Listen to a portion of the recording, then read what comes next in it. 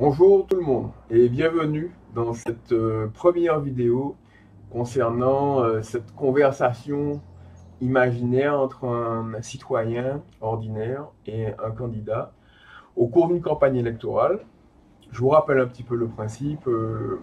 Je m'appelle Olivier Ernest Jean-Marie, je suis un citoyen ordinaire, ça fait 30 ans que je vote, donc j'ai acquis une certaine compétence en ma qualité d'électeur en matière d'élection.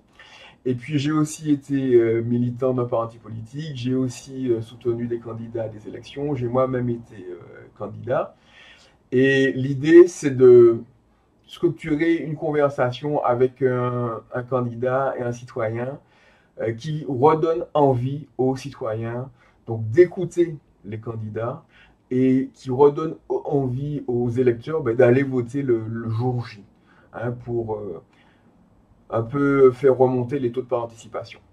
Alors le premier point qui me paraît important d'aborder dans cette conversation-là, dans une campagne électorale, dans une conversation entre un candidat et un citoyen, c'est la question donc de l'identité du territoire. Et l'identité du territoire, c'est questionner le candidat sur la perception qu'il a du territoire qu'il souhaite administrer. Et s'il s'agit donc d'une commune, comme s'il s'agit donc des élections municipales qui arrivent, il s'agit qu'il puisse en quelques chiffres nous dresser le portrait du territoire qu'il souhaite administrer. Ça veut dire, bon, ben, quelle population vit sur ce territoire-là, quelle est l'évolution de cette population-là depuis le début de la mandature qui s'achève, quelle est la superficie de ce territoire-là, quels sont les quartiers qui composent ce territoire, quelle est la structure économique, sociale, culturelle de ce territoire-là, quelle est l'identité sportive de ce territoire-là, et quelles sont les grandes masses du budget de cette collectivité-là.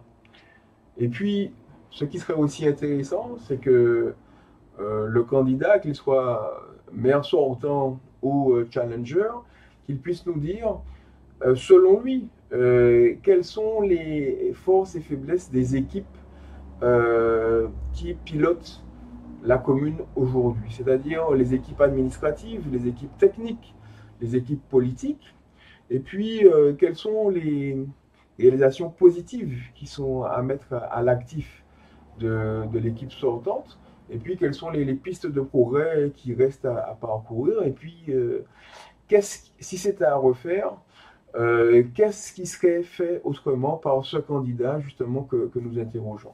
Donc voici le premier point de cette conversation, donc qui traite de la carte d'identité du territoire.